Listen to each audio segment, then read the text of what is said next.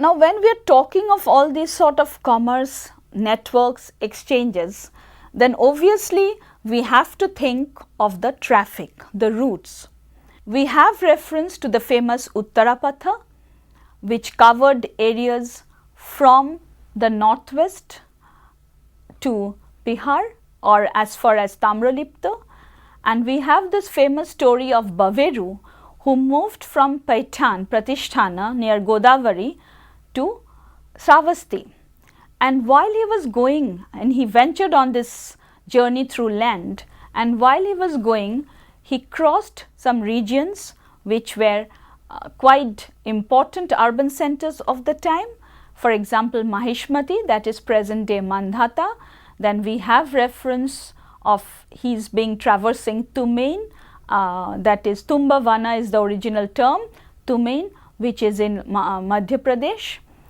So, this traversing of the route shows that it was frequented by people, and perhaps it was the merchants who actually created these routes.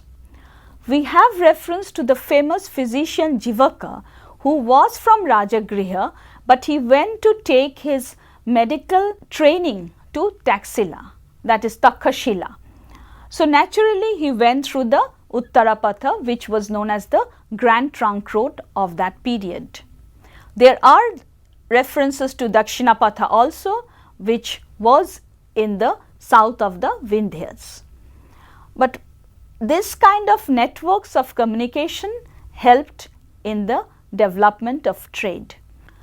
Related to this entire trading concept and the references that we find in literature is the archaeological material that comes forth while studying the history of trade.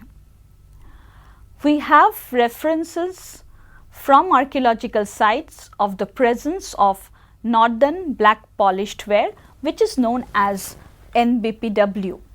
Along with NBPW, we have the painted grey ware or the PGW, which has been found in bulk quantities.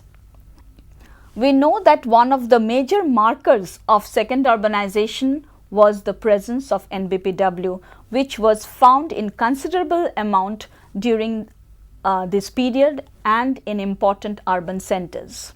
And along with NBPW, we have the emergence of coinage. Presence of punchmark coins during this period, and which tallies with the description of the Kahapanas or the Kashapanas that we find in the Buddhist Pali Buddhist texts, gives us a clear idea of the burgeoning trading network. So, and it also gives us this feeling that along with the barter, monetization actually made the trading process much more complex.